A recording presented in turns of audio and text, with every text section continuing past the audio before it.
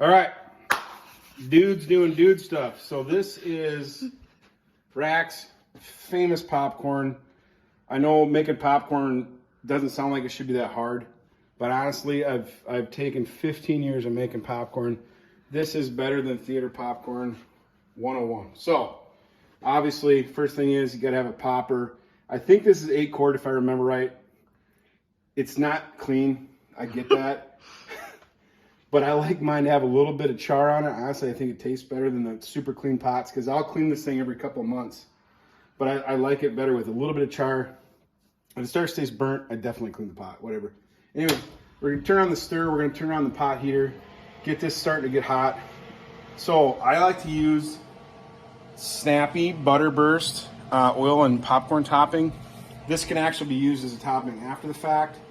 But I think if you use enough of this during the popcorn making, you don't actually need any butter, any oil after the fact. It's perfectly seasoned the way that is. So pretty generous with the oil. What I like to use is a little over 3/4 of a cup of oil. So a little over. Don't get too much, it gets greasy, but if you get not enough, it's dry, and then you feel like you got to add more oil to it. So if you get this much oil in here in this size of a pot, and obviously you can, cut this recipe in half if you whatever. Put that in there, obviously let it get hot.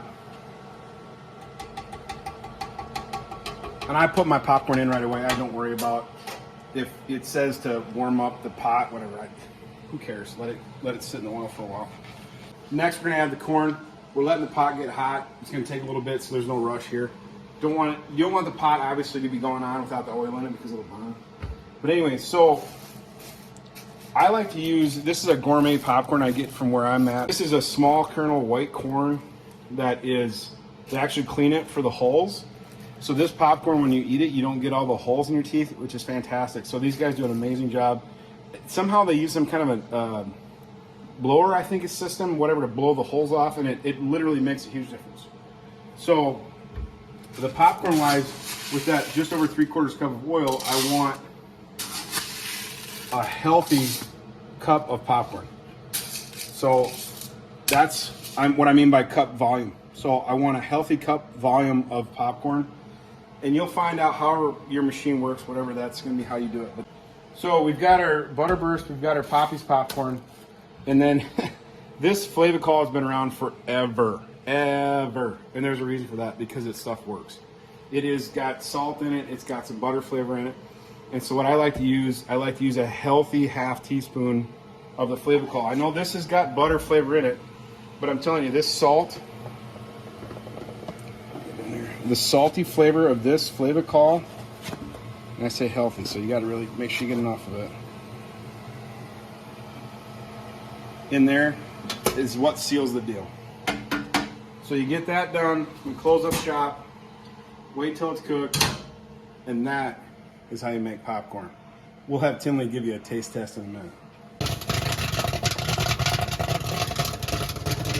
Popcorn's finishing up. Look at that beautiful golden goodness. After this, literally it's seasoned, it's ready to go. I don't really have to do anything else to it, just I like to mix it up, make sure it's good.